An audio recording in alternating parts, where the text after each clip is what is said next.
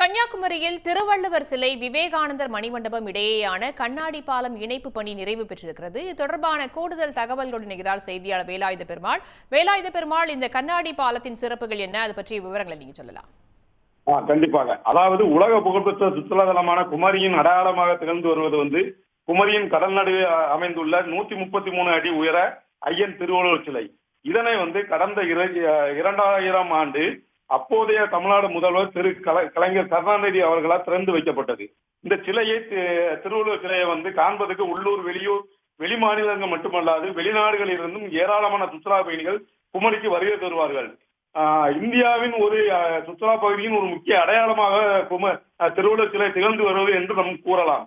இதற்காக தமிழ்நாடு சுற்றுலா கப்பல் போக்குவரத்து கழக சார்பாக சுற்றுலா படகுகளும் இயக்கப்பட்டு வருகிறது. இதனிடையே கடல் நடுவே அமைந்துள்ள விவேகானந்த மண்டபம் அமைந்துள்ள படகு தள பகுதி அதிகமாகவும் திருவள்ளுவர் சிலை அமைந்துள்ள பாறை பகுதி தளம் குறைவாகவும் இருப்பதால் அடிக்கடி போக்குவரத்து படகு போக்குவரத்து தடைப்பட்டு வந்தது. இதனால் அங்கு குமரிக்கு சுற்றுலா பயணிகள் விவேகானந்த மண்டபத்தை மட்டும் கண்டுவிட்டு திருவள்ளுவர் சிலையை பார்க்க முடியாத சூழ்நிலை இருந்தது. இதனால் தமிழ்நாடு அரசுக்கு அவர்கள் கோரிக்கை வைத்து விவேகானந்தர் மண்டபத்துக்கும் திருவள்ளுவர் சிலைக்கும் இடையே பாலம் அமைக்க வேண்டும் என்று நீண்ட நாள் கோரிக்கையாக வைத்து வந்தார்கள்.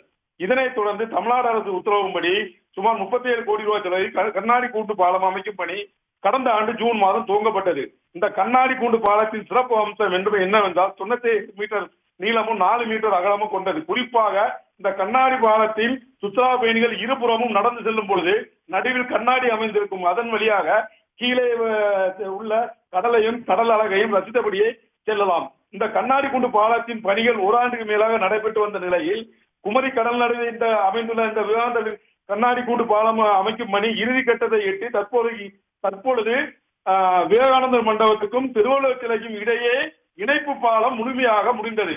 இணைப்பு பாலமானது இங்கே விவேகானந்த மண்டபத்திலிருந்து திருவள்ளுவர் சிலைக்கு நாம் தற்பொழுது நடந்து செல்லலாம்.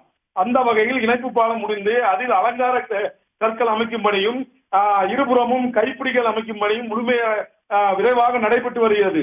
மேலும் இரு பகுதிகளும், அதாவது சுற்றுலா பயணிகள் நடந்து செல்லும் பகுதிகளுக்கு நடுவில் கண்ணாடி அமைப்பதற்கான பிரேம் சொல்லக்கூடிய பணிகளும் தற்பொழுது நடைபெற்று வருகிறது. இந்த பணிகள் அதிகபட்சமாக 2 அல்லது 3 நாட்களில் முடிவடைந்து முழுமையாக கண்ணாடி கூண்டு பாலம் தயார் நிலையில் இருக்கும் என்றும் வருகிற 31ஆம் தேதி தமிழக முதலமைச்சரால் இந்த பாலம் திறந்து வைக்கப்படும் என்றும் அங்கு பணிபுரியும் ஊழியர்களும் நிர்வாகிகளும் நமக்கு கூறியுள்ளார்கள். இந்த பால பணிகள் முடிந்து கண்ணாடி பாலம் திறப்பதை சுற்றுலா பயணிகளும் மற்றும் உள்ளூர் மக்களும் தமிழ் ஆர்வலர்களும் மிகவும் ஆவலுடன் எதிர்பார்த்து கொண்டிருக்கிறார்கள். தகவல்களுக்கு நன்றி வேலாயுத பெருமாள்.